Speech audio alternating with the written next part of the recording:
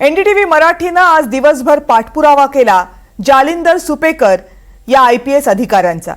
कारण गेल्या महिनाभरामध्ये या अधिकाऱ्यांवर जितके आरोप झाले त्यानंतर अपेक्षा ही होती की त्यांच्यावर कारवाई होईल, पण दुर्दैवाने ते होताना दिसत नाही। मग प्रश्न असा पडतो की या अधिकाऱ्यांना वाचवते कोण? खरं तर पोलिसाची वर्दी ही कायद्याच्या रक्षणासाठी असते, पोलिसाची वर्दी ही लोकांच्या सुरक्षेसाठी असते, पोलिसाची वर्दी ही समाजातल्या न्यायासाठी असते। आतापर्यंत खाकी वर्दीबद्दल तुम्ही आम्ही हेच ऐकत आलोत, पण तुमचा हा समज आता बदलून टाकायला हवा। कारण पोलिसाची वर्दी ही लोकांना लुबाडण्यासाठी असते, पोलिसाची वर्दी ही लोकांना छळण्यासाठी असते आणि पोलिसाची वर्दी ही बिनधास्तपणे भ्रष्टाचार करण्यासाठी असते। हे आता तुमच्या डोक्यात पक्क करून टाका। हे म्हणण्यासाठी कारण आहे राज्यातले IPS पोलीस अधिकारी जालिंदर सुपेकर यांनी कायद्याचा मांडलेला तमाशा आणि त्यांना राज्य सरकारने दिलेलं संरक्षण। एक दोन नाही, गेल्या महिन्याभरात या अधिकाऱ्यावर जवळपास 10 गंभीर आरोप झालेत, पण तरीही यावर कारवाई करायला सरकार धजावत नाहीये। जालिंदर सुपेकर आपल्या खाकी वर्दीमध्ये निवांत फिरतायत आणि माध्यमांनी प्रश्न विचारले तर माईक झिडकारून निघून जातायत।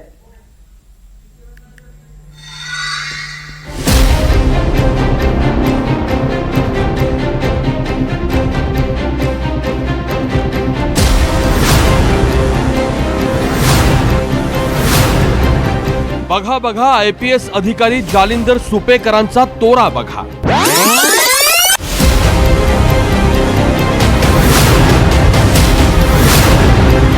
तब्बल 14 दिवसांनी जालिंदर सुपेकर NDTV मराठीच्या कॅमेऱ्यासमोर आले, पण त्यांच्यावर होणाऱ्या आरोपांची उत्तरं देण्याऐवजी सुपेकरांनी NDTV मराठीचा माईकच झिडकारला। आता आम्हाला जालिंदर सुपेकरांना कोणते प्रश्न विचारायचे होते ते बघा। जेलमधल्या कैद्यांकडून सुपेकरांनी 550 कोटींची लाच मागितली का? नाना गायकवाड आणि त्यांच्या मुलाकडून लाच मागण्याचा प्रयत्न केला का? वैष्णवी मृत्यू प्रकरणी सुपेकर यांनी हगवणे कुटुंबाला वाचवलं का? शशांक आणि सुशांत हगवणेला पिस्तुलाचा परवाना नियमबाह्य पद्धतीने मिळवून दिला का? जेलमधल्या कैद्यांसाठी आणलेला 5 कोटींचा फराळ नक्की गेला कुठं? PSI सदरे यांच्या आत्महत्येला सुपेकरांचा छळच जबाबदार आहे का? वैष्णवी हगवणे प्रकरण, त्यानंतर होणारे राजकीय आरोप, इतकंच नव्हे तर पैशांमध्ये केलेला अफरातफरीचा आरोप, या सगळ्यामध्ये अडकलेले IPS जालिंदर सुपेकर सध्या नुकतेच होमगार्ड डिपार्टमेंटच्या पोलीस महानिरीक्षक पदी रुजू झाले। त्यांची प्रतिक्रिया घेण्यासाठी आम्ही या कार्यालयात दाखल झालो, मात्र कोणतीही प्रतिक्रिया न देता सरळ माईक त्यांनी झिडकारून लावला आणि ते थेट निघून गेलेले पाहायला मिळाले।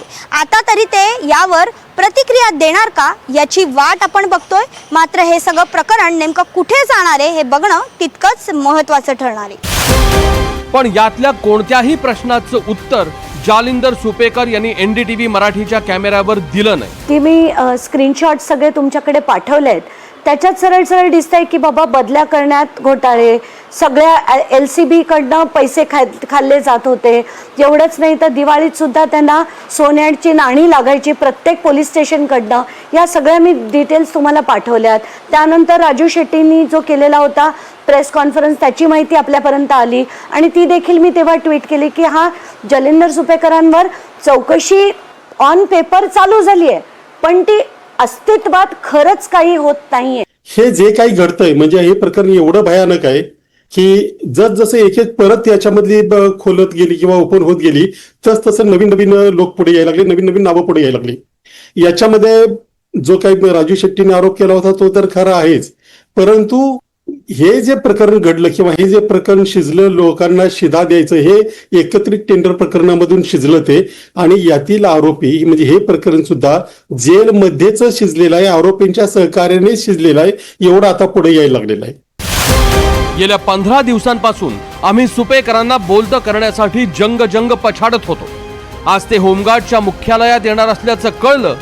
आम्ही त्यांच्या प्रतिक्रियेसाठी दाखलही झालो, पण सुपेकरांनी तिथून आम्हाला पाहून अक्षरशः पळ काढला।